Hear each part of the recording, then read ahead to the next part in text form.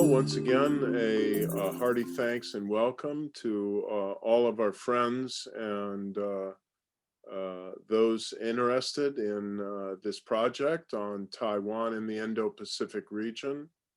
This is the final session, the sixth and final session of our conference on Taiwan and the Indo-Pacific region. And today we have the distinct pleasure of, first of all, welcoming a keynote address from one of our newer senior fellows at the Hoover Institution, retired Lieutenant General H.R. McMaster, followed by a really, I am sure, invigorating and stimulating panel discussion among 5 of the leading experts on Taiwan and the Indo-Pacific region, who I will introduce after our keynote remarks.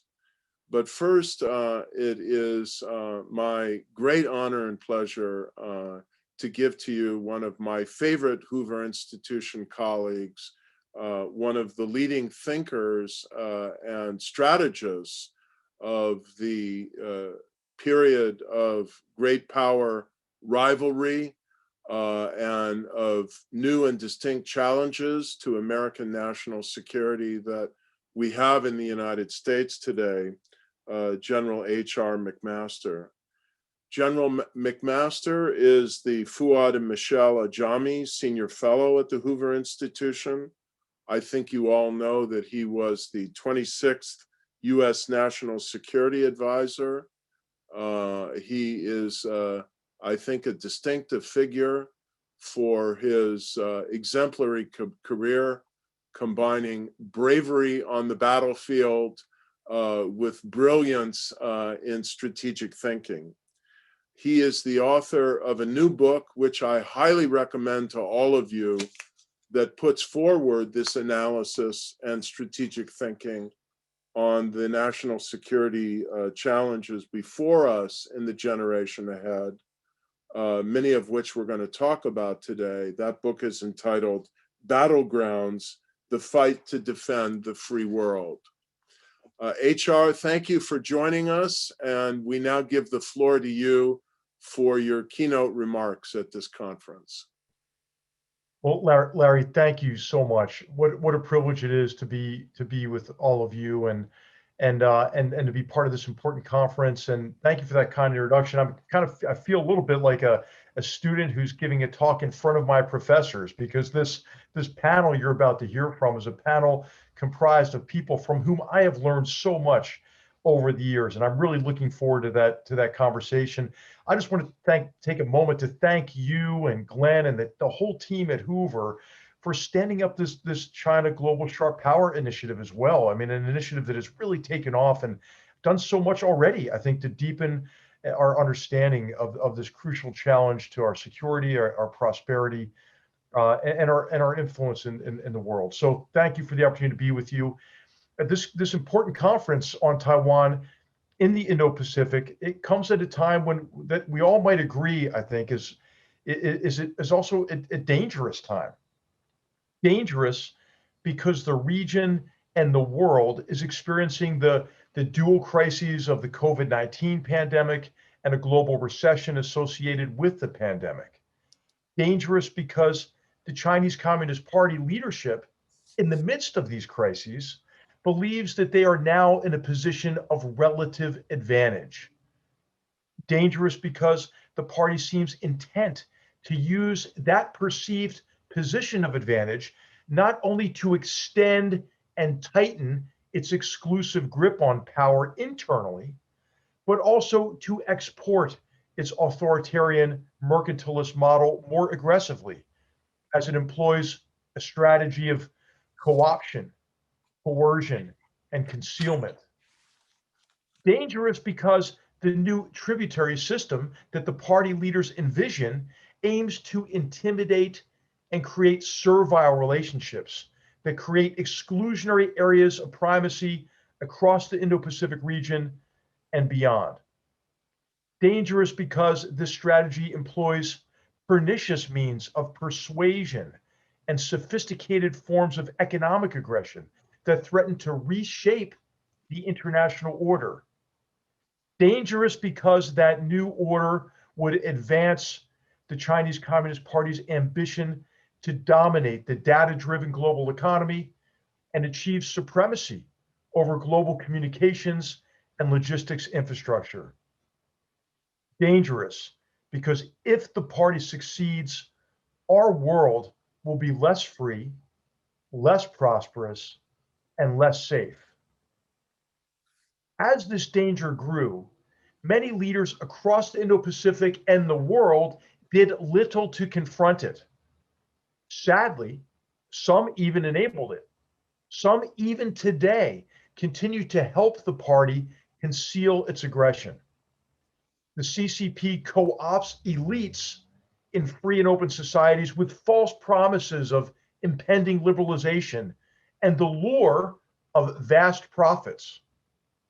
Consider, for example, the recent opening of its financial markets so investors can help the party fund its unprecedented peacetime military buildup, as well as programs meant to dominate advanced manufacturing and pioneer the application of emerging technologies critical to economic and military primacy. To set up the excellent panel discussions that we are about to hear, I thought I might discuss 3 misunderstandings about the danger associated with the party's aggression. 3 misunderstandings that we might work together to correct. It is important to correct these misunderstandings because the party uses them as cover for its campaign of co-option, coercion, and concealment. It uses these 3 misunderstandings to get away with various forms of aggression internally as it perfects its Orwellian surveillance state, and externally through programs such as military civil fusion, Made in China 2025, and One Belt, One Road. The first misunderstanding is that Chinese aggression is the result of US-China tensions or is a reaction to the Trump administration's description of China as a rival. This misunderstanding is a form of what we might call strategic narcissism. That is our tendency to view the world only in relation to us and undervalue the degree to which the other exercises authorship over the future. In this arrogant interpretation, the party has no aspirations of its own and has no volition except in reaction to the United States. But even the most cursory survey of recent Chinese Communist Party actions should correct this misunderstanding. Consider the party's deliberate persecution of doctors, journalists, and others who tried to warn the world about the COVID-19 outbreak. Consider the subversion of the World Health Organization. Consider the addition of insult to injury with the party's global wolf warrior diplomacy, attempting not only to obscure China's responsibility for foisting the pandemic on the world, but also to portray its response and its authoritarian system as superior to the response in our democratic societies. Consider the massive global cyber attacks on medical research facilities in the midst of the pandemic, and the punitive cyber attacks on Australia for having the temerity to suggest an inquiry into the origins of the virus. Consider the expulsion of international reporters and the party's recent announcement that it will continue to use hostage taking, such as the jailing of Canadians Michael Spavor and Michael Kovig, now for almost 2 years, and the roundup of so-called Taiwanese spies to coerce others to accommodate its various forms of aggression. Consider physical aggression on India's Himalayan frontier, in the South China Sea, in the Senkakus, and especially toward Taiwan. Consider the extension of the party's repression into Hong Kong, as Xi Jinping boasts of expanding concentration camps to accelerate his campaign of cultural genocide against the Uyghurs. Consider the brazen hypocrisy of Xi Jinping's posing as an environmentalist, as China constructs 50 to 70 coal-fired plants a year and destroys coral reef ecosystems in the South China Sea. it should be clear that it was not the United States or even a mean Donald Trump that caused this behavior. So it should be clear that the CCP's aggression is not a US problem. It is a whole world and especially free world problem. It is important that we correct this misunderstanding because its corollary among nations across the Indo-Pacific region is that the United States is asking them to choose between Washington and Beijing. But if there is a choice to be made, it is a choice forced upon them by Xi Jinping and his party. It is not a choice between Washington and Beijing. It is a choice between sovereignty and servitude. Thankfully, this conference is already helping correct this misunderstanding, as Dr. Transformigaro argues that small states need support to resist CCP coercion over fishing rights, trade deals, and diplomatic recognition. And as Marie Ma and James Tao have shown, global media are increasingly subject to the CCP censorship and coercion, including threats of economic bankruptcy, intellectual theft, political pressure exerted through local officials, banning of publications from state-directed WeChat and Weibo platforms, and even physical threats to family members. The second misunderstanding derives from the first, that there is little international cooperation in the effort to counter CCP aggression because President Trump's America First, go it alone approach and the corollary that America is ceding leadership and influence in the world. But there is now a very high degree of international cooperation to defend against the party's aggression, and cooperation is growing. The Quad format of India, Japan, Australia, and the United States is invigorated. Consider the recent ministerial meeting in Tokyo. Law enforcement and intelligence cooperation against Chinese cyber warfare and cyber espionage is growing. Consider the multinational indictments and sanctions. They're really unprecedented against the party's main hacking organization, APT-10, in December of 2018. Economic cooperation is growing. Consider efforts to establish international standards for infrastructure investment or the various complaints against various forms of Chinese economic aggression brought in front of the World Trade Organization. Democratic countries are working together to prevent China from subverting more international organizations and turning them against their purpose, as they did with the Human Rights Council, UNESCO, ICAO, and the WTO. In this conference, Jonathan Pryka highlighted international efforts to counter the CCP's concessional finance plans and aggression in the South Pacific. And Emily Meerding described international arbitration on the development of oil and gas in the South China Sea. There is more to do, and whoever is sworn as President of the United States on January 20th must prioritize expanding this international cooperation. The third misunderstanding is that competition with China is a dangerous or even irresponsible approach because of the Thucydides trap that presents us with a binary choice between passivity and a destructive war. That is a false dilemma. And I would argue that passivity in connection with the Chinese Communist Party aggression in the South China Sea and elsewhere had put us on a path to conflict. Had we remained complacent under the strategy of engagement and cooperation, China would likely have become even more aggressive. Transparent competition can prevent unnecessary escalation and enable rather than foreclose on cooperation with China. But the party promotes the false dilemma associated with the Thucydides trap to portray efforts to defend against its aggression as simply the status quo power, the United States, trying to keep the rising power, China, and its people down. Calls to cooperate with China without reference to the need to defend against the party's increasing aggression reinforce that narrative. So when we hear the party make statements that portray its actions as only a response to the United States, or when some of our friends, lamenting in a tone of moral equivalency, that they are being forced to make a choice, or arguing for accommodating the party's aggression through cooperation as an end in and of itself and the only alternative to war, we should all help correct those misunderstandings. It is important to correct them because they provide cover for the party's aggression and a rationalization for those who are eager to shrink from competition in pursuit of short-term profits.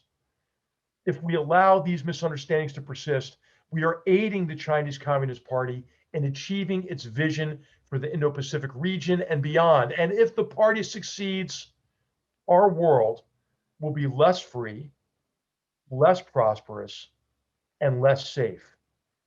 I look forward to the excellent discussion and deeply appreciate the opportunity to be with you. Thank you. Thank you, HR, for those eloquent, bracing, and certainly provocative remarks. And intellectual provocation is what we want in a conference like this, particularly when we have 5 such great panelists. I should have begun by introducing myself. I am Larry Diamond, Senior Fellow at the Hoover Institution. And with Glenn Tiffert, I've been leading both the this project on Taiwan in the Indo-Pacific region, and our project on China's global sharp power. And of course, these 2 projects, as you can see, are in intimate and constant interaction with one another. Before we go on, I do once again want to acknowledge my deep thanks to the Taipei Economic and Cultural Office in San Francisco for its support of this project at the Hoover Institution. And I now want to introduce our 5 panelists who will speak in the order in which I'm going to introduce them now collectively. Dr. Michael Auslin is the Payson J. Treat Distinguished Research Fellow in Contemporary Asia at the Hoover Institution. He's a leading historian of US policy in Asia and is the author of, most recently, Asia's New Geopolitics, Essays on Reshaping the Indo-Pacific Region. Elizabeth Economy is our newest senior fellow colleague at the Hoover Institution. She just joined us in September. We are so thrilled to have her. She's also senior fellow for China Studies at the Council on Foreign Relations.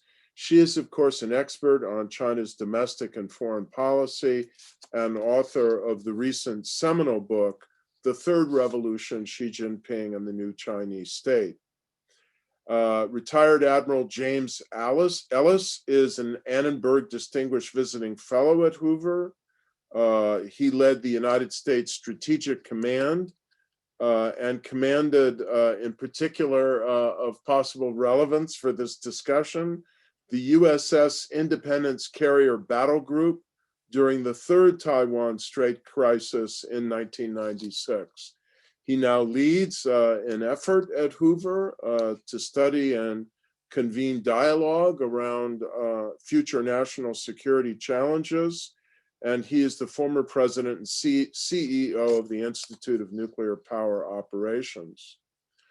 Thomas Fingar is a Shorenstein A. Park Fellow at the Freeman Spogli Institute for International Studies, and he is formerly the Deputy Director of National Intelligence and Chairman of the U.S. National Intelligence Council, as well as a former Assistant Secretary of State for Intelligence and Research and a widely experienced policymaker. He recently co-edited Fateful Decisions, Choices That Will Shape China's Future.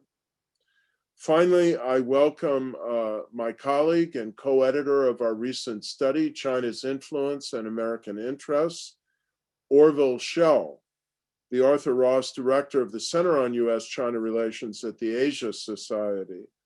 A longtime China observer, I would describe him as certainly one of the deans of China Studies in the United States. He is also the former dean of the Graduate School of Journalism at the University of California, Berkeley. So thank you all, panelists, for joining us. I hope in the context of your remarks, your thoughts, your responses to HR McMaster. You'll speak to 3 questions that have been lurking in this conference, and certainly in HR's brilliant keynote address. What does the CCP, the Chinese Communist Party, seek for China in terms of its role in the Indo-Pacific region and globally? Secondly, what does this mean for Taiwan and its democracy and its security? Should we worry that with the rapid process of destruction of Hong Kong's autonomy, that Taiwan is next in the sights of the Chinese Communist Party state? And third, of course, how should the US and its allies respond? So with that, Misha Auslin, the floor is yours. Larry, thank you. Thank you so much for having me here. The World Series just ended. I feel a little bit like a bat boy at the World Series right now, following or going before people from whom I've learned so much. I feel like a long-suffering Dodger fan that finally got relief after 32 years, but please go ahead, Misha. Well, occasionally the bat boys get to go on the field, and that's a little bit how I feel today. You took the words out of my mouth. HR's bracing comments on the role of the CCP. He called his the 3 misunderstandings, and in that spirit of our Chinese friends, I'd like to offer the 3 rethinks for the U.S. and hopefully through those get to some of the questions that you just posed for us. The first rethink for the U.S. is rethinking statecraft and the larger question of how prepared we are for what appears to be a period of great power competition that we're entering into. I think for so long we had one view of first of all what we wanted from our China relationship, and rightfully so, a cooperative relationship, and built policies around that. And we've been struggling, I think, for the past 3-4 years with recognizing that we were in a new era. But we're past that, I think. We're now past the point of saying we need to reconsider both the strategy and the ends, or we're past the point of actually accepting, I think, on the part of many people, that we have a challenge. Some would say a threat, some would say a challenge, some would say a reset.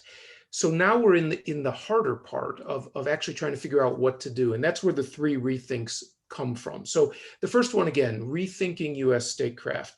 The 5th plenum of the party, the Chinese Communist Party, is this week.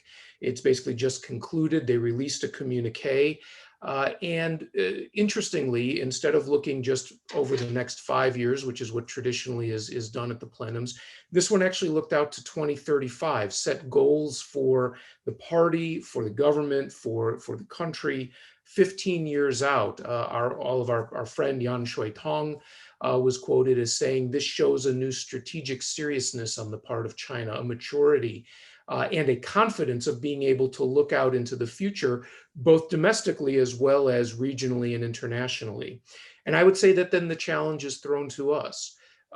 Is our statecraft up to this challenge? Have we thought out where we want to be in 2035? And as a historian, I actually take comfort in the concept of the free and open Indo-Pacific. It's actually what we have put at the core of US policy since the 19th century. It's not new.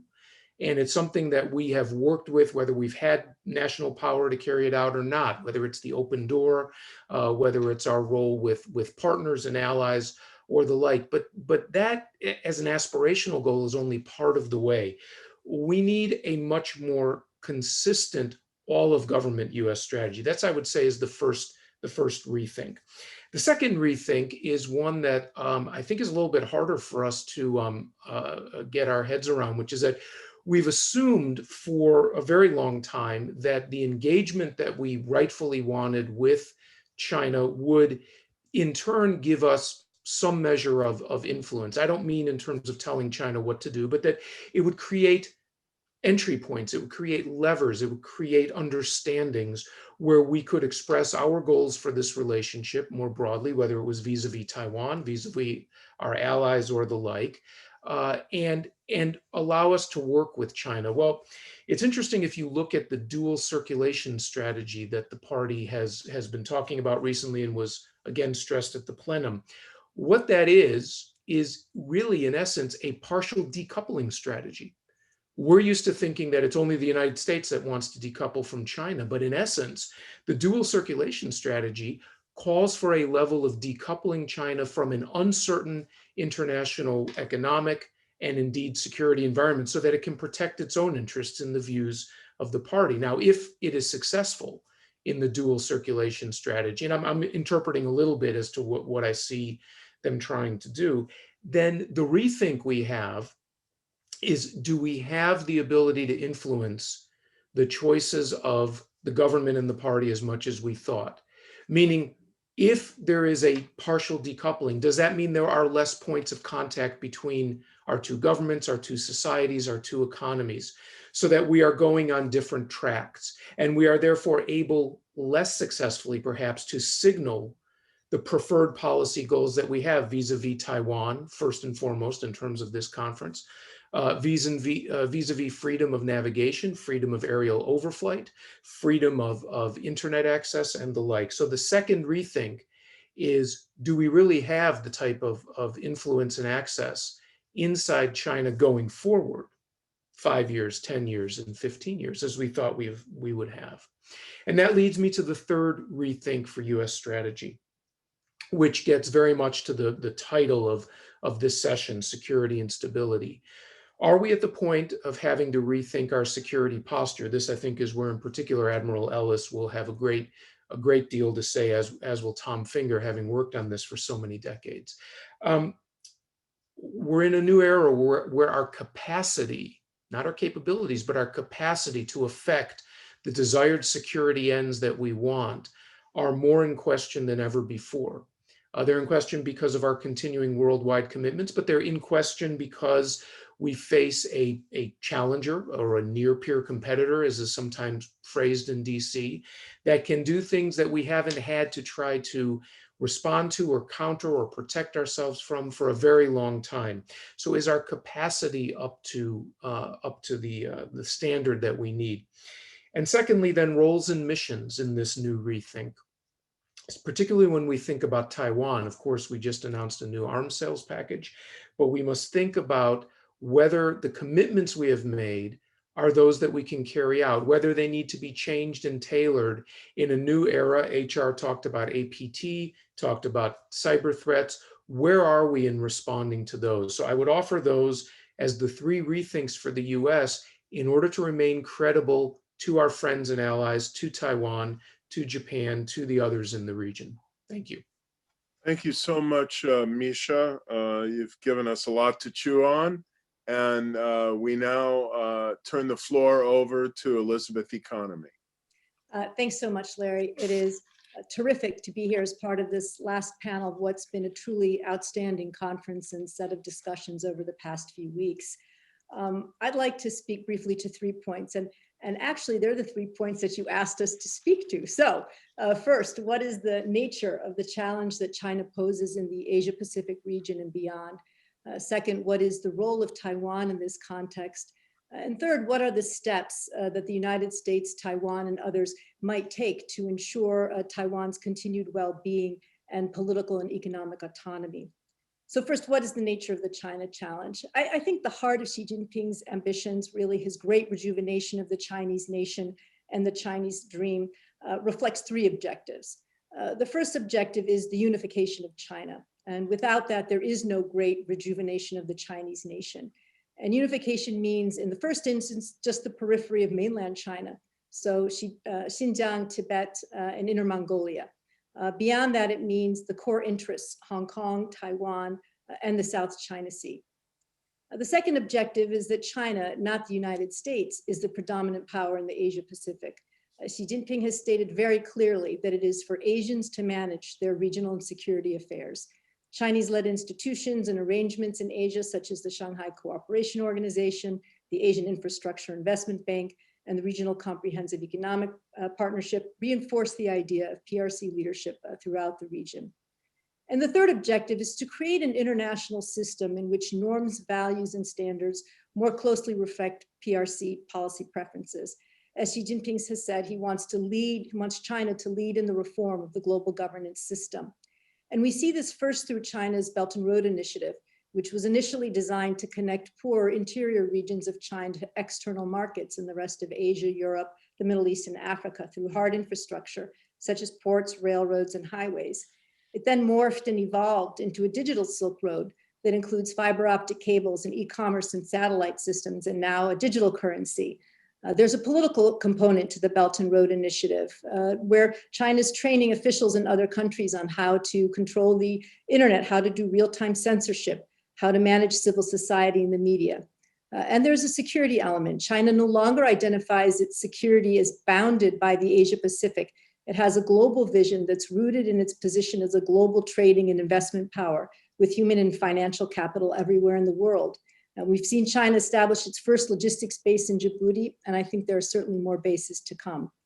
And China also looks to transform norms and standards in global governance institutions, such as the United Nations, to have them reflect Chinese preferences. I think this is particularly evident in human rights, in internet governance, in development finance, and technology standards through its China Standards 2035 initiative.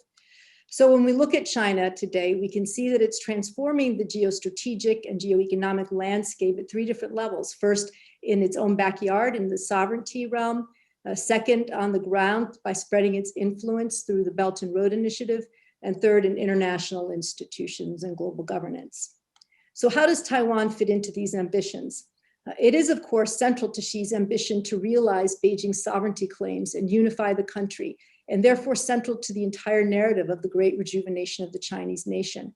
At the 19th Party Congress in October of 2017, Xi said that unification with Taiwan was one of the 14 must-do items for China to achieve its great rejuvenation of the Chinese nation by 2050. Over the past several years, we've seen that China has made significant advances in asserting its sovereignty claims in the South China Sea. And we've witnessed just over the past year, as HR suggested, how it's undermined the one country, two systems governance framework in Hong Kong that was supposed to endure until 2047. And it's begun the process of grafting the mainland's political system onto that of Hong Kong. In effect, Beijing is transforming Hong Kong into just another Chinese city that is subject to the same constraints on political and economic life that mainland Chinese citizens experience. Where China has not realized any success to date, however, has been in advancing its sovereignty claims over Taiwan. During the period of Ma Ying-jeou's presidency from 2008 to 2016, China tried to induce Taiwan to integrate more closely with the mainland through trade and investment, people-to-people exchanges, by offering Taiwan greater space on the international stage. It stopped buying off Taiwan's diplomatic allies. It allowed Taiwan to participate as an observer in the International Civil Aviation Organization and the World Health Assembly. But that was all with the expectation that Taiwan was voluntarily moving forward to some form of a one country, two systems framework. I don't think that was ever the intention of the majority of the Taiwanese people, but Beijing could at least maintain the fiction that this is what was happening. Over the past 4 years, of course, we've seen a much more coercive PRC policy toward Taiwan, halting cross-straits political dialogue, reducing Chinese tourism and students going to Taiwan, meddling in local elections, adopting threatening military rhetoric and posture, and constraining Taiwan's international space by once again buying off more of Taiwan's remaining diplomatic allies, coercing international business to recognize Taiwan as part of the mainland, and refusing to allow Taiwan to participate as an observer in the International Civil Aviation Organization, or critically, as we saw during the pandemic in the World Health Assembly. While these trends have been going on for a few years, I think we are at a particularly dangerous moment for several reasons. First, there is no more unification fiction to be maintained on Taiwan. President Tsai had a resounding re-election victory. She made it clear that she considers Taiwan to be an independent country, even using those words. And even the KMT has dropped its pro-unification stance on its party platform, as well as its commitment to the 92 consensus. That leaves Beijing without a clear partner in Taiwan. Second, Taiwan is rapidly becoming the darling of the international community. It is a thriving democracy, and it did a spectacular job of managing the coronavirus.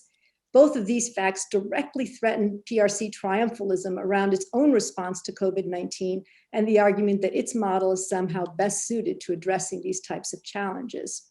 You also have a very appealing set of leaders, frankly, including Tsai Ing-wen herself, Minister of Science and Technology Audrey Tang, Taiwan's representative here to the United States, Bi-khim Schell. The more success that Taiwan attains, the more untenable Beijing finds the situation to be. Third, Xi Jinping is impatient. Taiwan is the last piece at the center of the unification puzzle. It is a core interest, and he has made a number of statements that are concerning. Reunification should happen sooner rather than later.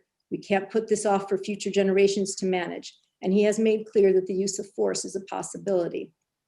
And finally, the US has become more deeply involved in elevating Taiwan's standing on the global stage.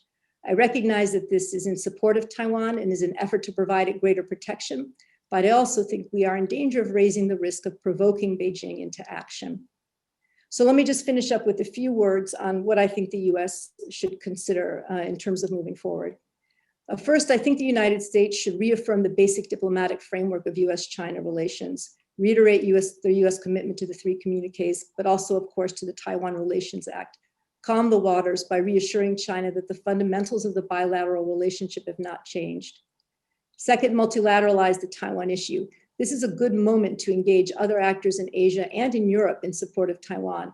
There's growing and deepening distrust of Beijing because of its actions in Xinjiang and Hong Kong, as well as its wolf warrior masked diplomacy.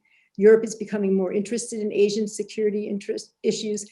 And there's a sense, I think, a growing sense that democracies must stick together. All of this should be framed as a defense of freedom of navigation, free trade, and good governance. Third, embed Taiwan in the Free and Open Indo-Pacific Initiative. I think this is already happening. Workshops with Japan, Australia, Taiwan, and the US on COVID-19, a few infrastructure investment partnerships with the United States and Japan. I think more of this needs to be done. Fourth, watch Xi Jinping's language and actions. If you track his statements and actions around Hong Kong, you can see the intensification of rhetoric, which was unmatched by steps that he took to exert greater control. I think we need to be very sensitive to the type of ratcheting up of rhetoric, particularly around China's military action that we're seeing coming out of Beijing. And finally, I think the United States should de-escalate in terms of its rhetoric. It's time for us to talk softly and perhaps find a big stick, since I'm not sure we actually possess one right now. I don't think we should be passing more legislation on Taiwan. I think the essential question that we need to think about is whether Taiwan would rather suffer Hong Kong's fate or wait perhaps another 20 years until she has passed from the scene and earn a real chance at full diplomatic recognition. I'll stop there. Thanks very much.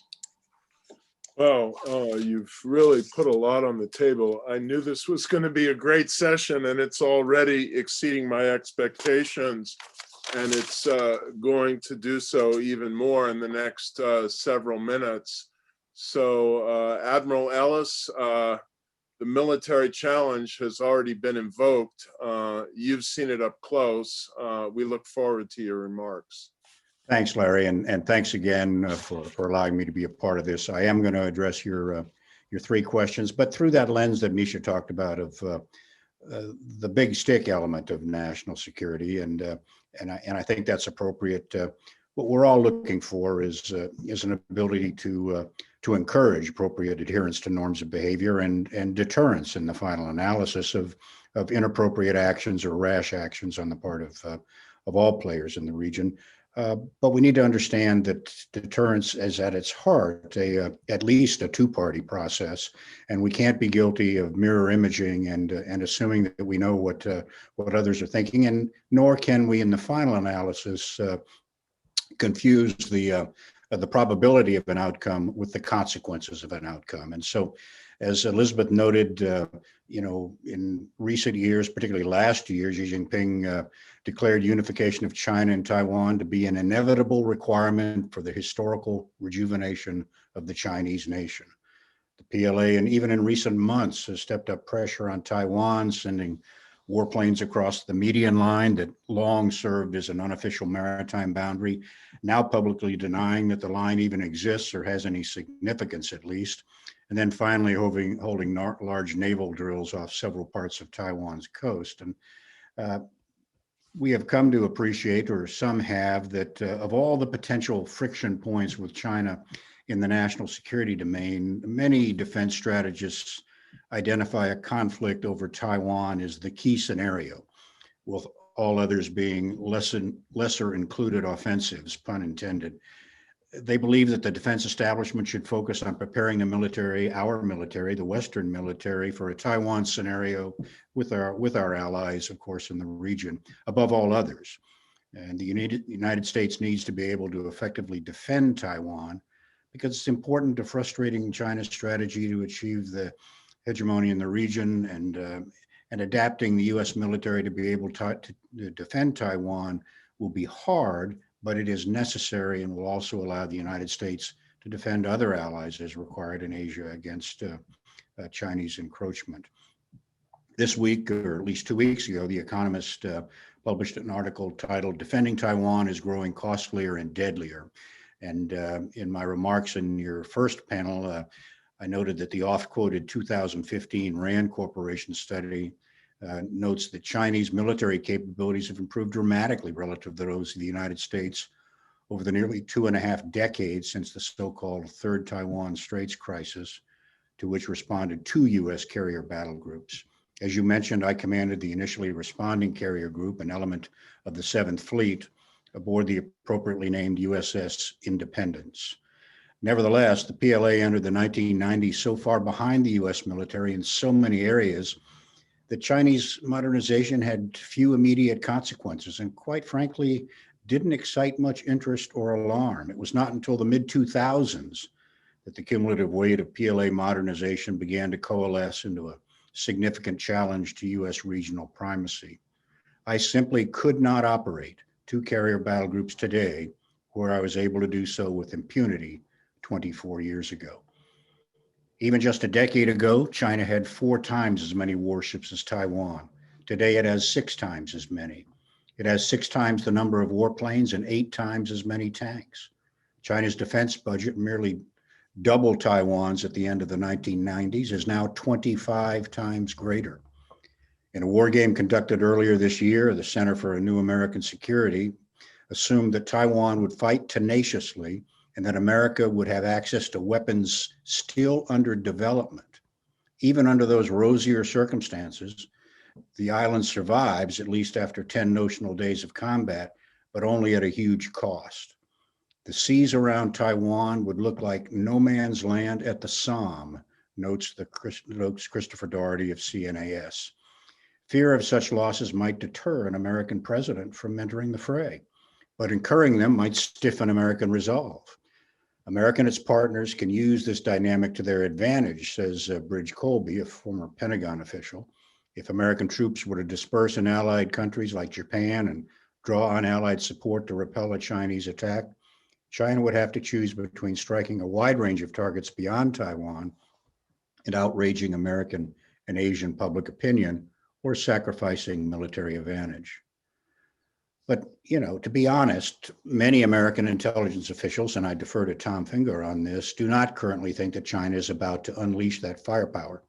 The PLA's amphibious fleet has grown slowly in recent years, and China has never held even a single exercise on the scale that would be required for a D-Day type campaign. Indeed, no country has assaulted a well-defended shore since America did so in Korea in that conflict decades ago, and with good reason. It's difficult. At Incheon in South Korea in September of 1950, the last amphibious combat operation of any size, the invading forces included 230 ships, many of them large attack cargo vessels and comparably sized troop transport. China lacks such a heavy lift capability, though it is planning to build several amphibious assault ships comparable to our USS Wasp class. It must rely instead on masses of fishing boats, some large enough to transport a tank or similar armored vehicle, to carry an army of thousands of their equipment across the waters and sustain them through many days of combat. This Dunkirk in reverse would be very, very challenging. How large a force would be needed? Lyle Rose, author of Power at Sea, opines that even if China feels compelled to proceed, it doesn't have the resources to mount a successful amphibious operation across those 118 miles of turbulent waters. His research at the end of World War II in the Pacific revealed that planners at Pearl Harbor and the Pentagon agreed no less than 12 war-hardened divisions would have been required to subdue Japanese forces in Taiwan. No member of the People's Liberation Army, from general to the meanest man in the ranks, has ever heard a shot fired in anger, at least not in intense modern combat. But the PLA would face potentially a native army fighting in its own fields, streets, and homes, one that might be weakened but not neutralized by fifth column agents. And this is hugely different than throwing rocks and bottles at Indian troops on the Himalayan frontier. It's poor preparation for over-the-beach operations in Taiwan. But there are negative factors on the other side of the straits as well. Alas, Taiwan's preparedness and its will to fight both look a bit shaky. The sad truth is that Taiwan's army has trouble with training across the board, says Tanner Greer, an analyst who spent 9 months studying the island's defenses last year. I've met military observers who have never seen their own mortars fired. Despite longstanding efforts to make the island the indigestible hedgehog, Taiwan's armed forces are still overinvested in warplanes and tanks. And as Misha noted, that's still continuing with the most recent package of F-16s. Many insiders are accordingly pessimistic about its ability to hold out. Mr. Greer says that of 24 conscripts he interviewed, only one was more confident in Taiwan's ability to resist China after going through the conscript system. Less than half of Taiwanese polled in August evinced a willingness to fight if war came. Given that, it's also fair to ask if the American people would support the level of intervention and strategic risk required to defend Taiwan, given, as I've learned through your seminar here, that Taiwan contributes less than 2% of its gross domestic product to its own defense, despite living in a dangerous neighborhood only 100 miles from China. It does not maintain a well-trained and motivated reserve force. And despite drafting asymmetric warfare concepts against a Chinese invasion, has not brought those capabilities into being. I'm an old fighter pilot. In my favorite line from the movie Top Gun, the exasperated captain yells at an unrepentant maverick, "Maverick, your ego is writing checks your body can't cash." Even if America is willing to come to Taiwan's aid, that's no use if it is not capable of doing so. As a historical side note, in the 1958 Kinmen crisis, the United States dispatched 6 carrier battle groups to the region and began escorting Taiwanese resupply ships. In 1996, I was in the neighborhood and responded within hours, but it took 10 days to get a second carrier strike group to the region. Unless and until the United States adjusts its regional commitments, maintaining even the capability to meet those commitments will require the ongoing review of procurement priorities, concepts of operations, basing posture, and importantly for this conference, political military relationships with regional partners, as well as engagement with Beijing, as Elizabeth notes, to reduce the likelihood that China and the United States will ever turn weapons on one another. I should end, given the diplomatic focus of you and a number of our panelists, with a quote from George Kennan, not in one of his books, but in a speech he gave at the National War College in 1946, when he said, "You have no idea how much it contributes to the general politeness and pleasantness of diplomacy when you have a quiet little armed force in the background. People who are otherwise very insulting and very violent become just as pleasant. Why, they couldn't be nicer if they belonged to the same golf club and played golf together every Sunday morning." I've been to China, and Chief of Naval Operations, with whom I was traveling, brought the head of the Chinese military, the Chinese Navy, a brand new golf club, and we played golf in the shadow of the Great Wall. I'm not implying that that's where we're headed, but I do think that Kennan's quote has relevance here. This is a credibility issue, and we must ensure that, as Elizabeth notes, that even though we want to talk softly in diplomacy and and agreements are the outcome that we want, that stick is still very important. Thank you. Which is why Theodore Roosevelt is one of my favorite presidents. Tom Fingar, Jim Ellis has already made reference, as we all would, to the need to hear your voice. So the floor is yours. Thank you, Larry, and thanks to Glenn for inviting me to be part of this panel and the conference. There have been very, very good presentations by those who have already spoken this afternoon. I also have 3 questions or points that I want to address, but they're not exactly the same ones that Larry posed. But let me frame it by saying that my perceptions and my remarks are shaped by some experiences in Washington.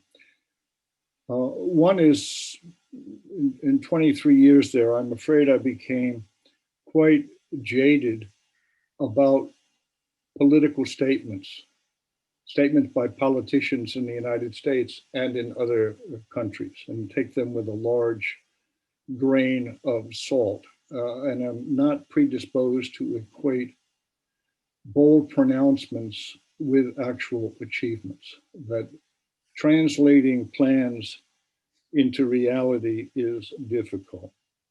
The second aspect of the Washington experience is my involvement and leading role in 5 of the global trends projects undertaken by the National Intelligence Council. And for one of those, the one we did in 2008, partly as an exercise to understand what we were doing, we went back to 1900 and tried to look forward as the global trends has done since 1996, 15 years. And we determined with pretty high confidence that no one had predicted or would have predicted what turned out to be the watershed developments in each of the successive 4-year looks, 15 years out into the future. Things change, and some of them are predictable and some of them are not. And in thinking about what to do about China and what lies in store in the Indo-Pacific region, it seems to be imperative to do a better job than we have. And I mean broadly, not the panel this afternoon, to identify what the baseline trajectory is. Where are events headed? Other questions about what drives, but where are they going if nothing changes? If there are no policy interventions to reinforce or change the trajectory of events. The importance of this, to me, was driven home by the many, many policy officials I supported over the decades, who always wanted to know explicitly or implicitly when brought some piece of intelligence or analysis, do I have to do anything about this? Can I do anything about it? Do I have to do anything about it now?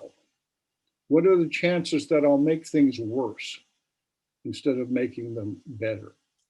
So getting that baseline understanding down, it seems to me, is critical. And that leads me to 3 questions that I think need to be answered by everyone who is thinking about the China challenge. The first is, what drives and shapes China's behavior? Is it Xi Jinping, his personality, his proclivities, his preferences? Is it, as Liz suggested, is it the Communist Party of China, as HR indicated in his remarks? Or does it do what it does and have the goals it does because it's China? That if China were to become a democratic country tomorrow, how much of its behavior would change and how much of it is a function of how the Chinese people, the Chinese nation, sees its role in the region and the world? Or does it act as it does because it's a big country and it has certain capabilities and aspirations that change the name of the leadership team and you get the same behavior? Or is it a function of its stage of development and its national priorities? Is it acting out of supreme confidence or considerable uncertainty and insecurity about its domestic situation and its plan?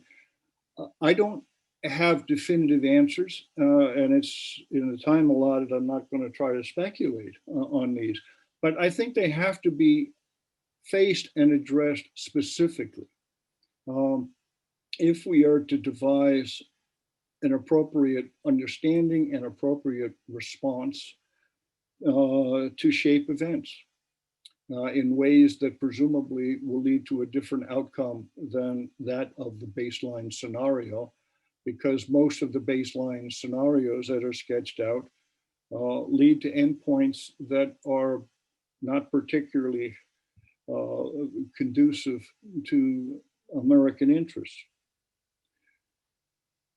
I think China is driven an awful lot by slowing growth inside China, decreased ability to have performance-based legitimacy, increasing demands from an attentive Chinese population, expectations.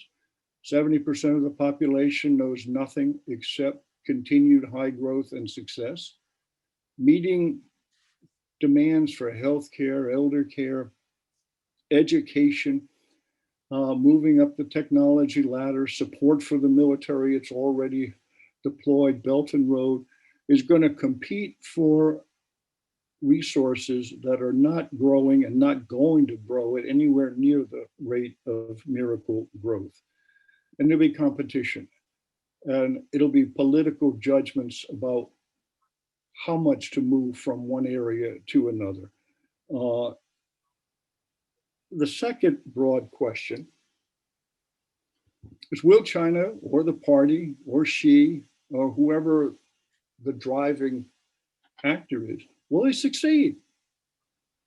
That China, Xi have announced many, many goals. I tried to think top of the head, how many Chinese leaders have declared that unification with Taiwan must be achieved in 5 years, over the 55 years that I've been working on China? And the short answer is all of them. All of them. That doesn't make it a trivial problem. That in many ways, the concern about mainland tolerance of the current situation looks more problematic now than it did a few years ago.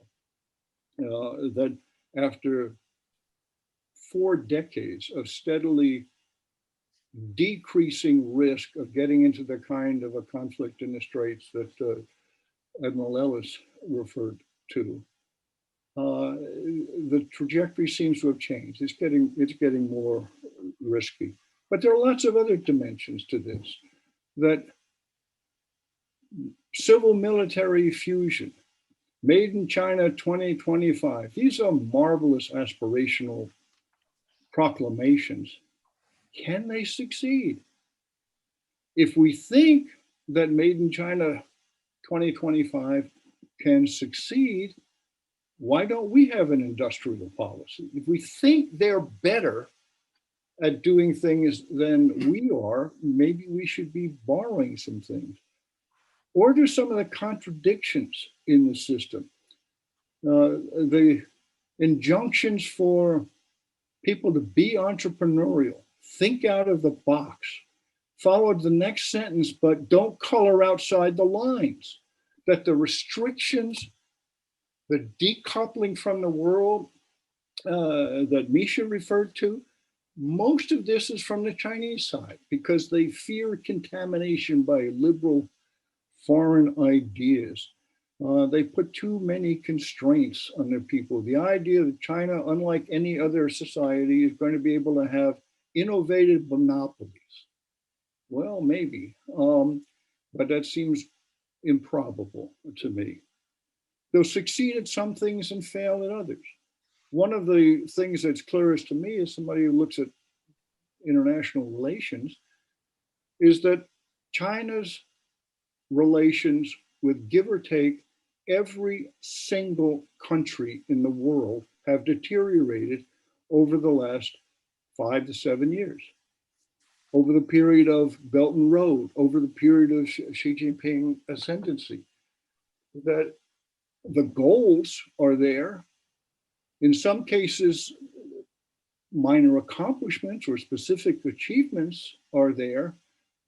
But this looks like a classic case of winning some battles and losing the war, certainly for hearts and minds.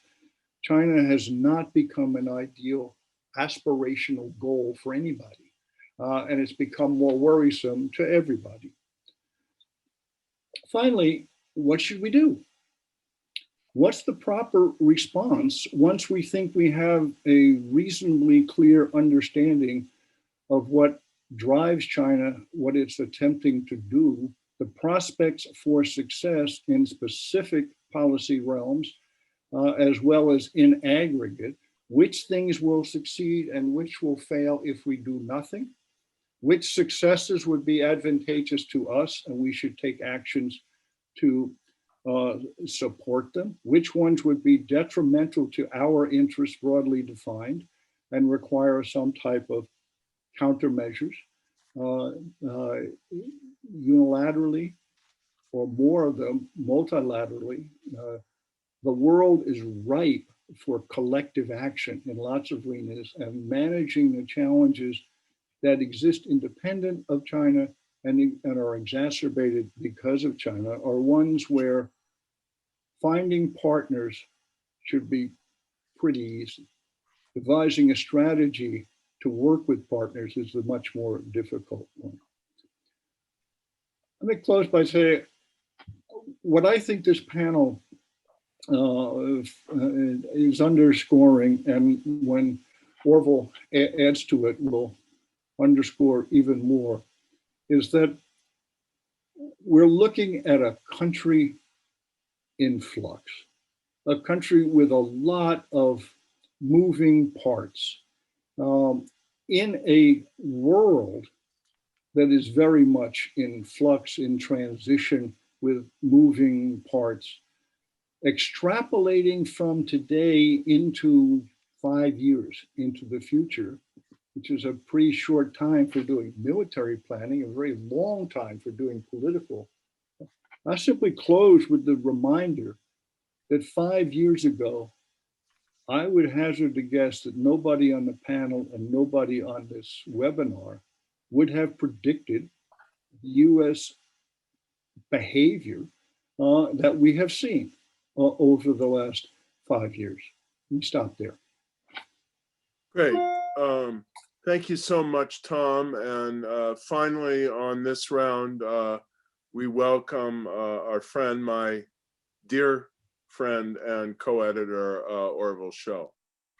Well, thanks, Larry. It's really nice to be here. And I have to say, this has been a wonderful series. I've listened to most of them and learned a lot. Let me maybe pick up where Tom left off. I think that if you look at China historically, I mean, what you see is over the past century, a country that has tried on one solution after another. It's tried, in effect, to kind of reinvent itself in serial fashion. And I won't go through the whole litany of different guises in the past century. But I think what we see in Xi Jinping is yet another kind of a taking on of a certain posture, a certain set of costumes. And it's a bit of a split personality, I would have to say. If you take the Xi Jinping that addressed Davos in 1917, and he spoke about, he said something to the effect of, we can't let ourselves be locked in a dark room. He came out the sort of the great champion of globalism. And if you look at what they did with the AAIB, even with the Belt and Road, if you look at their efforts in a somewhat civilized fashion to spread their influence, it's not easy to cavil with every aspect of it. Some of the things they've done lately with Xi Jinping's recent announcement, which is quite extraordinary and could have a very profound effect on the world, that they would be carbon neutral by 2060, they would have peak in carbon emissions by 2030. If you look at the way they've opened their financial markets, and investors around the world are rushing in to buy Chinese bonds, you can find some things that they're doing which are quite reasonable and bespeak of a great power seeking legitimate global stature. However, if you just kind of flip the lens over, you find, and some of you have alluded to these things, I mean, you find a China that is antagonizing the most extraordinary list of countries. You remember the old non-aligned countries? Well, almost every one of them now has had some bad experience with China. There's India, Ladakh, what's happened there? We don't need to get into it. You look at the way China has treated Australia, calling Australia, their ambassador there, the gum on the shoes of China that they could scrape off whenever they want to. China is Australia's largest trading partner.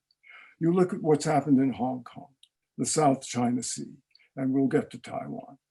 You look at what happened when the THAAD missile system was put into Korea. You've got a very, very punitive program, which the Koreans have not forgotten, even though they feel they're caught in the middle and can't always speak as freely as they would like to, because they have really no choice to escape the China market. You look at what's gone on in Canada, there's been allusions to that, to Sweden, to Norway, the Czech Republic. In other words, the other side of China's split personality is this very sort of belligerent, aggressive, provocative power that seeks to hector and bully and get its way through market force or perhaps to come military force. How you square these things, that's really a subject for another conversation. But I think that the latter impulse is going to be the more powerful impulse that guides Xi Jinping, because he seems to have a deep sense of historical grievance, that his notion of rejuvenation of the China dream are just drenched in this notion of sort of Lenin's notions of imperialism and predatory behavior that needs to be righted, needs to be rectified. And I think part of Xi's vision is a China that nobody can boss around, that can always get its way, because just like the great powers of old, it can victimize other countries. And this raises the rather, I think, unsettling specter of Taiwan.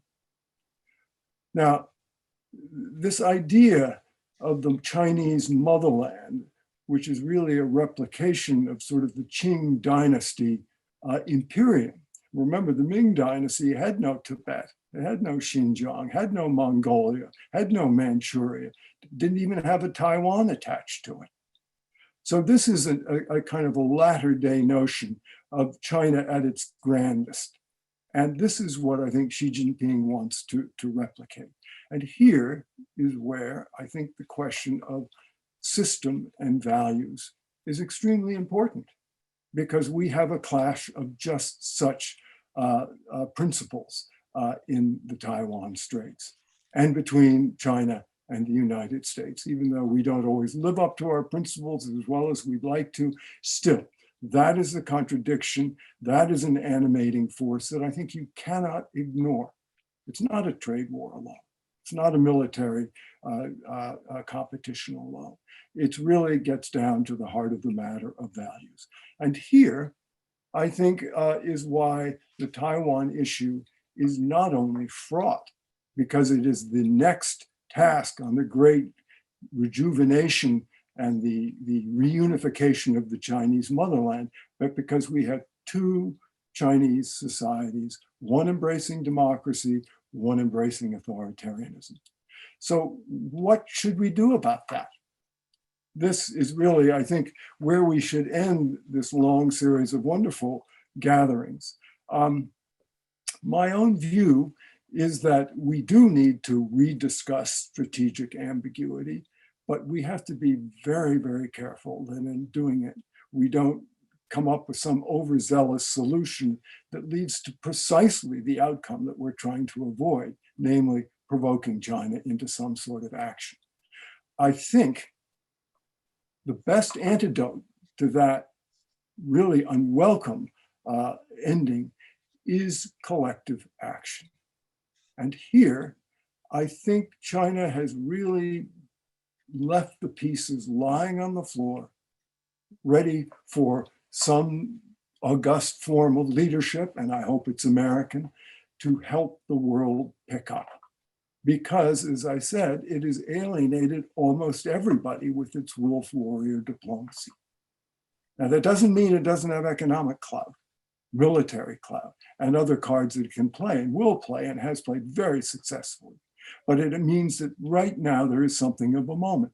And I think the way we ought to move is first to articulate the alliance with Europe, to form some common principles about how we relate to Taiwan as a kind of a practice game. To remind ourselves that we are not just in the transatlantic alliance together, we're in the world together, and we're in Asia together. And then I think if we can come to some rough conclusions there and rally some of those key countries into a concerted action, we should move on to Asia and sort of try to take the next step forward, which is to look at our alliances there and see if we can't come up with some common principles. Because I think that if we don't, Taiwan could not only be the undoing of Asia, but it, of course, would be the undoing of the 40 years of engagement that we struggled. We tried to somehow peacefully help find a way that China might molt out of its old revolutionary Maoist period. I think we have to admit we failed there. I don't personally think it was wrong to try. I think it was the height of American diplomacy to try. It didn't work. And now we're left with trying to not see that spark lit that's going to create the prairie fire that Mao spoke of, which could be Taiwan. That is the next issue. That is the thing that I think could blow the whole powder keg up in Asia. And it deserves our closest attention. And I do not think it's simply an American problem. It must be a global problem. And that is the challenge of American leadership, is to lead it into that new framework where everybody says, yes, this is a danger to all of us. We've got to think of a sensible collective way to respond. So let me stop there. What I wish for is that we had another 2.5 hours to continue this discussion, just as what I would wish for is an early transition to democracy in mainland China. But what we have today is 20 minutes rather than 2.5 hours. So the way I want to proceed now is to ask each of the 6 of you in probably 2 minutes, 3 at most, to reflect on what the others have said, respond to whatever ideas and arguments have been made, rebut what you wish, and I will give you some specific charges as well for your final round, which you can take up or not as you wish. To Misha, who is not only our Japan expert, but I think one of the leading scholars of contemporary Japan and its role in Asia and in kind of recent history in the United States. How are the Japanese thinking about this now? And in particular, how will the transition to the post-Abe era affect this, with Prime Minister Abe maybe having had an inclination toward a more robust and forward-leaning Japanese role in security and defense than some think his successor might. To Liz, let me ask you to wear your hat as an expert on China's domestic politics and take on, if you will, this question. If Xi Jinping is there for life now, or for a stay in office much longer than the 10 years of his two predecessors, can he afford to go on indefinitely with no progress on this front? To all of you, including Liz, I'll pose this reflection. I feared in August of 2019, when it was reported that China was massing security forces over the border from Hong Kong, that China was going to invade Hong Kong. I even wrote an article warning about Tiananmen massacre in Hong Kong. And I think I greatly underestimated Xi Jinping because, of course, that would have been a tragic and horrific thing, but it also would have been a very stupid thing geopolitically. What Beijing has done in Hong Kong is ugly and bad enough, but it's been a lot more skillful than Tiananmen Square. And might China use the same incremental tactics of strangulation and pressure and gradual deconstruction of democratic will that it's been using in Hong Kong? Well, in a different kind of way. And just to give you one example, what if the PRC simply says, these outer islands, largely uninhabited, like the Pratas Islands, they're ours. We've said they're ours. Now, you don't need a massive amphibious force to take some of these outer islands of Taiwan. And, the world, is the world going to do anything in response to that? Is that going to change calculations and mentality? And I will ask Jim and HR as colleagues with their bulk of their careers in the armed forces, how do we change the way Americans think about this challenge and prepare them to begin to think that,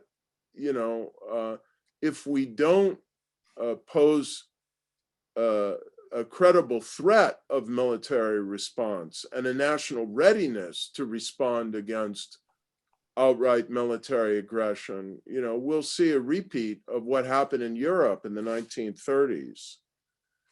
To Tom, I would ask you the same thing, and ask you also if you think she can survive politically indefinitely without some demonstrated progress toward unification. And then, of course, I invite you all to respond to whatever any of your colleagues have said, and how you're going to do that all in 2 or 3 minutes, I don't know. But HR, we're going to begin with you, and then we'll proceed in order. Please go ahead. Okay, so thank you. What a rich discussion, and what a privilege to be part of this. I would just say, Larry, it's deterrence by denial. It goes back to Thomas Schelling and his writings in the 60s, right? We have to convince the Chinese Communist Party and PLA leadership that they can accomplish their objectives through the use of force. And so, as Jim Ellis was talking, others were talking, I was thinking of the Finland analogy, right?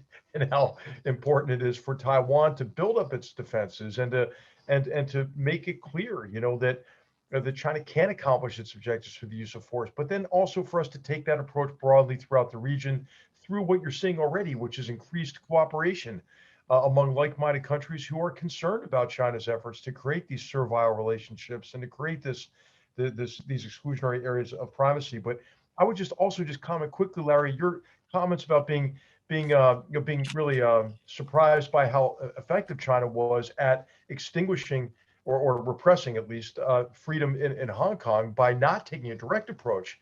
I think deterrence now has to be thought of more broadly in terms of deterring also those actions that fall below the threshold that might elicit a concerted military response.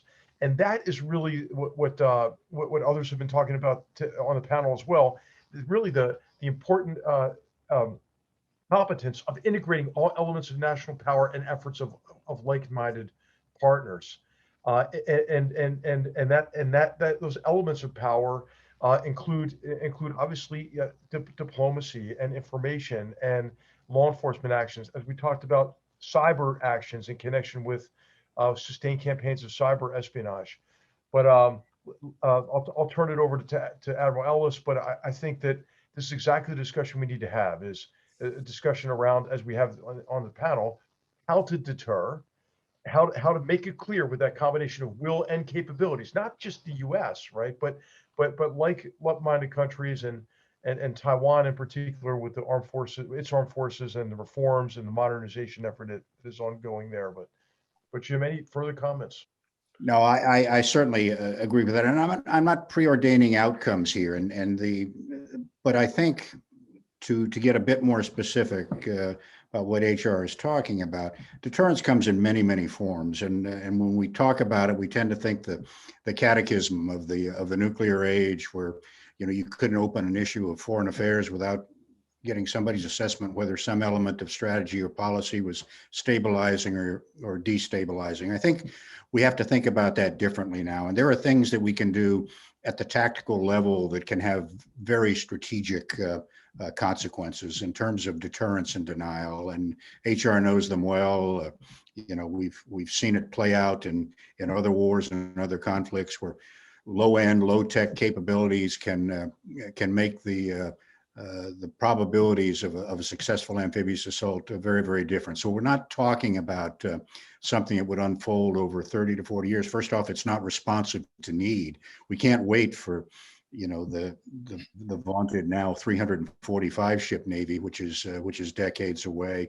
We can't accept that as we thought we would be able to do for years, surge from the East Coast, from the West Coast, and still get there in time. It's a 3-week journey at best. The pivot to the Pacific really hasn't been much of one in terms of real force structure and the like. And so there are things we can think about, some in the classified domain, some not, that we need to talk about. But to weigh into something, an area where I'm not an expert, but where I echo what we've heard from Orville and from others, we need to think about this differently. We need to have that awareness, and I don't want to compare it to the dark days of 39 and the like, but those kinds of that kind of awareness and that kind of education, I think, is going to be important going forward. I mean, I'm a big fan of a poem by Auden that he wrote. He says in September of 1939, I sit in one of the dives on 52nd Street, uncertain and afraid, as the clever hopes expire of a low, dishonest decade. We can't continue to delude ourselves that things are the same as they always were.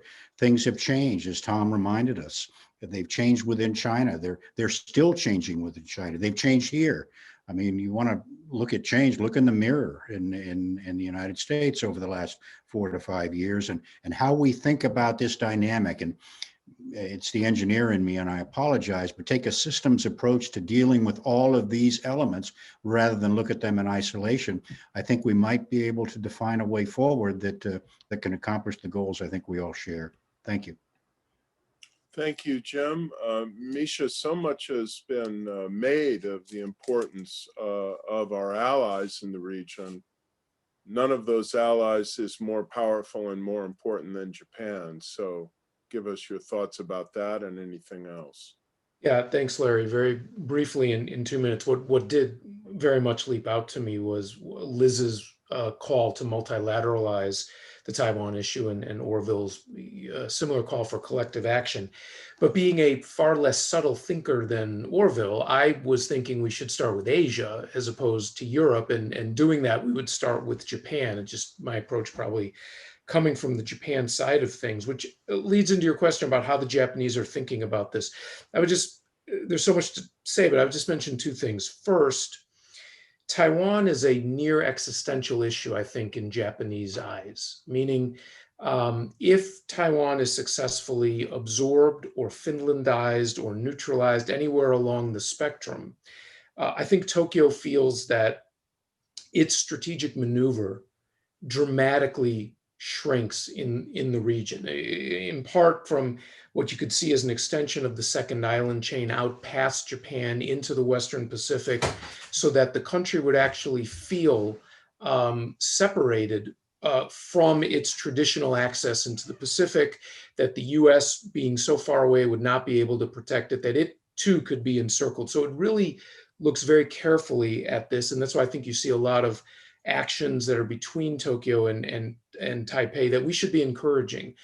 Partnership and similarity of thought about rules and norms in the region. The second thing I would mention goes to US credibility, our credibility in the eyes of Japan over Taiwan, that if we failed in, and strategic ambiguity I think is getting a little thin on the ground, if we failed in protecting Taiwan, which whether or not we have overtly said we would, that is certainly the implication that we've given, that the stance, not that Tokyo itself would question the alliance, but that it believes all of our other allies would question their alliances with us, probably most particularly South Korea. And therefore they would find themselves alone in an Asia with the US as a no longer as credible partner as before, but with no other potential partners to work from. And I think that actually is why Abe, during his 8 years in office, worked so hard to deepen Japan's relations with India, with Australia, and with Southeast Asia. And to wind up, I would simply say, your question about Suga, current prime minister, he was Abe's right-hand man. He was there, through the whole way. He understands this. The Japanese are trying to send very strong signals that Suga is going to continue the same policy, but that's dependent on our credibility and our being the guarantor of stability. And so that's why Taiwan, I think, is central, is a linchpin to all of that in the Japanese eyes. Thanks. Liz? Great, thanks, Larry. And I've really enjoyed everybody's remarks. I guess I was struck by Tom's point about being careful about projecting and trying to ensure that we understand what, in fact, are the roots of Chinese behavior and not being overly deterministic. And I guess I might just say, coming as somebody who has studied Xi Jinping now for a little bit, that we have 8 years of Xi Jinping as China's leader. And we've got 2,000 odd pages of his speeches. And that we can actually, I think, discern a pattern in Xi's behaviors and the direction in which he's leading the country.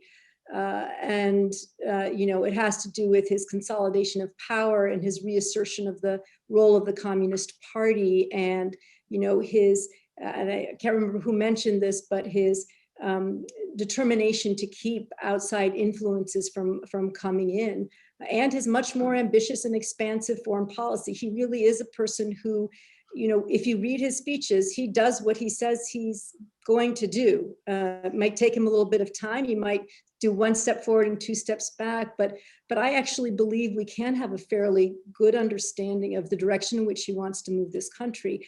And Orville's point notwithstanding about sort of the dichotomy of a Xi Jinping who has a Belt and a Road and can be open, the Belt and Road nonetheless is a very self-serving initiative, for China. And even, when you look at the carbon, my favorite thing to think about sometimes is that the pledge on carbon neutrality at 2060 is really the one pledge that I've ever seen Xi Jinping make where he's not going to be alive to have to realize it.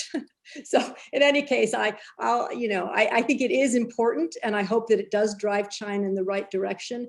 But overall, I would say I think we have a pretty we are developing a pretty good sense of the direction in which this country is moving. And so to just answer quickly your question, Larry, about whether or not Xi Jinping can last without actually taking action in Taiwan, I think that it depends on the direction in which Taiwan moves. To the extent that we see greater agitation for more independence, if the United States continues to support Taiwan potentially in ways, especially through Congress passage of a lot of legislation that seems to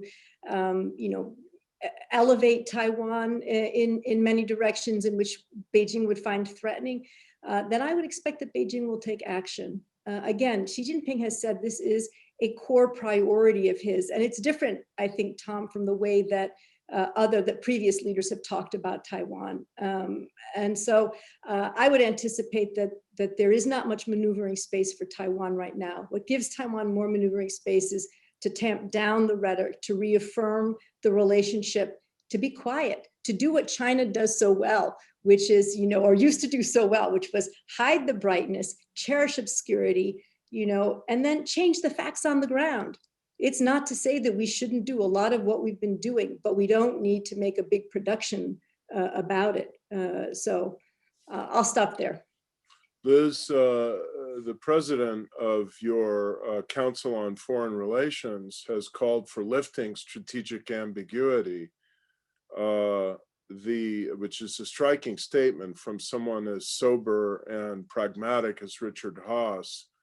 The implication of what you've just said is that could have the paradoxical effect of provoking China to take actions it wouldn't otherwise do. Is that your view? So what I would say is, I think it's great. We've had this debate. The ideas are out there, and that should be enough to give Chinese the message that, in fact, this is being talked about and it's serious. And, we can always fall back and do what the Chinese do and say, it's just the will of the American people, So. Mm-hmm. Okay, very artfully expressed. Tom? Let me begin by agreeing with Liz on the utility of strategic ambiguity and the, admonition to Taiwan to be cautious. That I think we should be avoiding things that Beijing could construe as a provocation to which it has to respond. To Larry's question of can Xi survive without reunifying the country, we don't want to learn the answer to that question, and therefore to be prudent. But another part of the answer, and here I come at it from a different perspective than Liz does, which I will exaggerate as Liz thinks she owns the party. I think the party owns Xi. It's gross oversimplification, and I've got enormous respect for Liz's judgments on this. But I've called Xi a scapegoat in waiting. If or to the extent he succeeds, the party succeeds. If he doesn't fail, the party dumps him in a heartbeat. As at whatever point he jeopardizes the party and the party state system, he's history. The flip side of all of the responsibility loaded on him is it's clearly his screw up if it occurs. I think reunification with Taiwan, though a high profile goal, is probably less important than lots of other goals in the declared objectives for the 100th anniversary of the party and the 100th anniversary of the PRC for 2021 and 2049, which are a lot of those are improving the economic status, the technological levels, the health of the Chinese people. Really important goals, cleaning up the environment, safe food, all of that stuff. Achieving all of them is going to be extraordinarily difficult. Achieving some of them is attainable. Which ones? Which ones are emphasized? I think when you get below the people's daily kind of rhetoric about the feelings of the Chinese people, reunification with Taiwan is lower priority than a healthcare system that is affordable, is care for mom and dad and grandma and grandpa, and who pays for that? Because it can't be done by the family when you've only got one child. And multiply that by many other examples.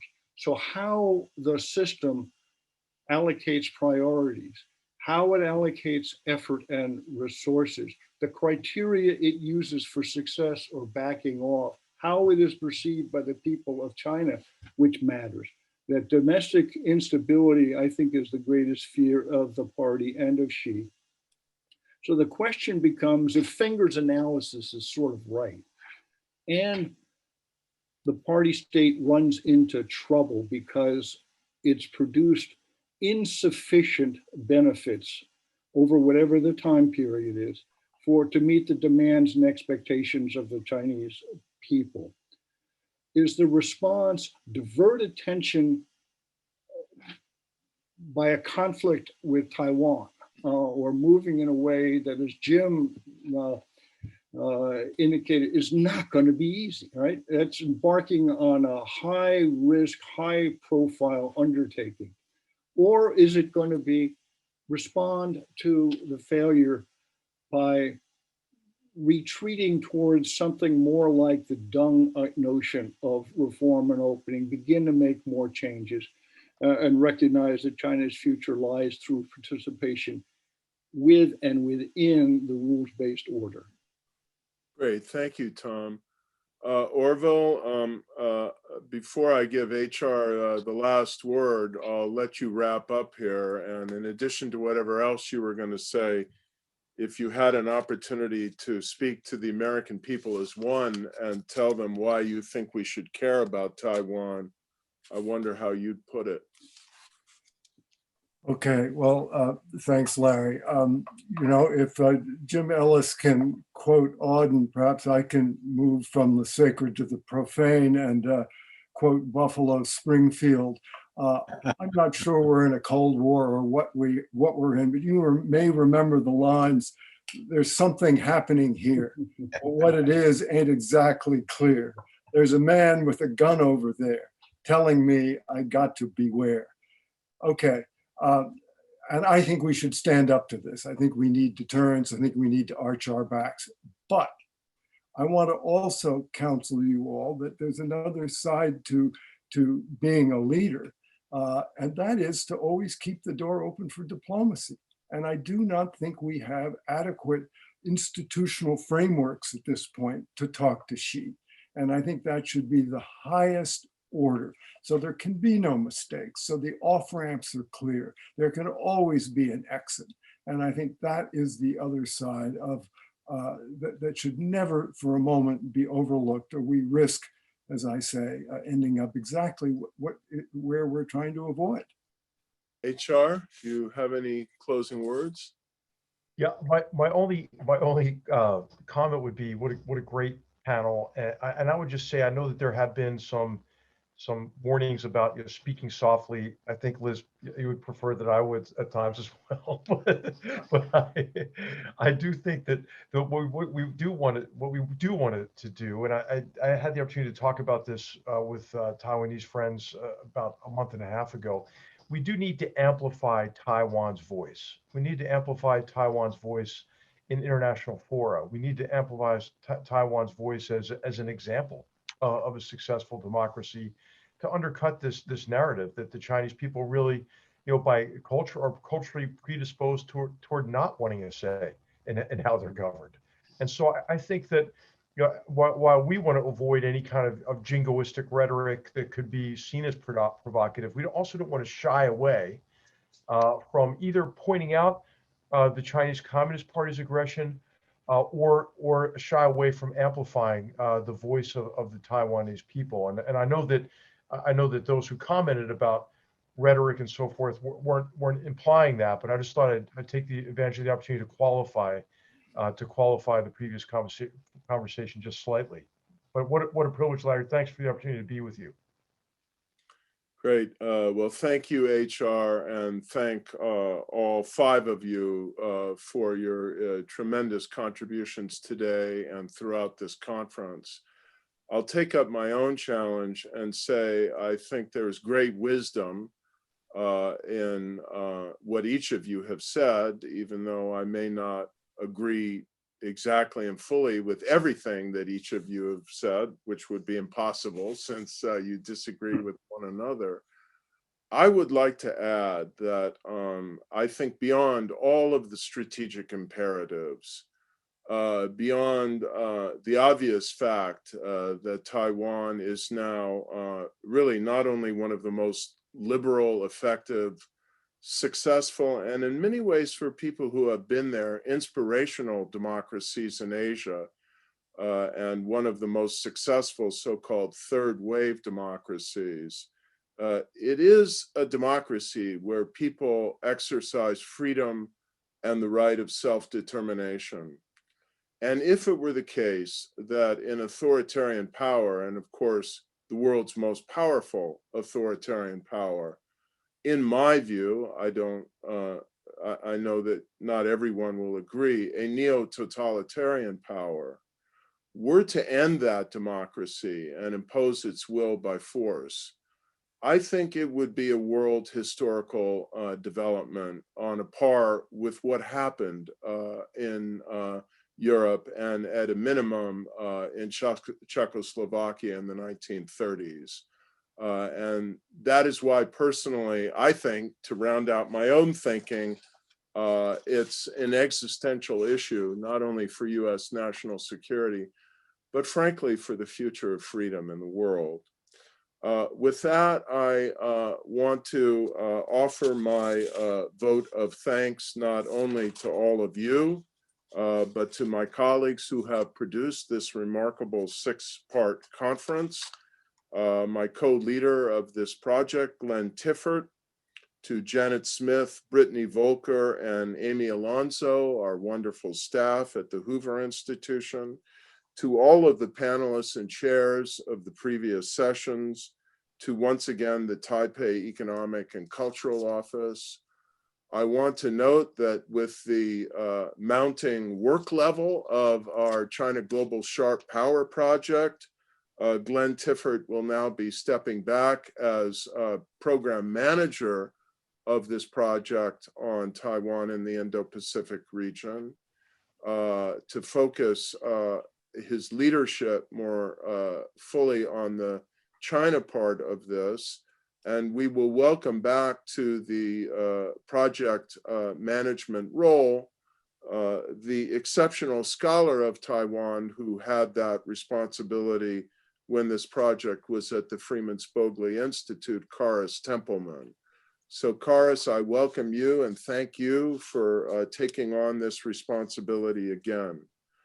Finally, I invite all of you to join us tomorrow at noon Pacific time for a special session of our China Global Sharp Power Project, in which the current Assistant Secretary of State for East Asian and Pacific Affairs, David Stilwell, will join us for a discussion, Covert, Coercive, and Corrupt, Countering Chinese Communist Party Malign Influence in Free Societies.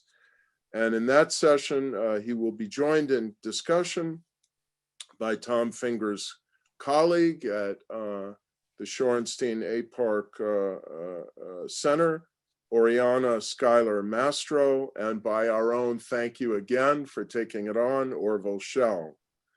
I am Larry Diamond, and I thank you once again for sticking with us through this remarkable conference. Have a good evening.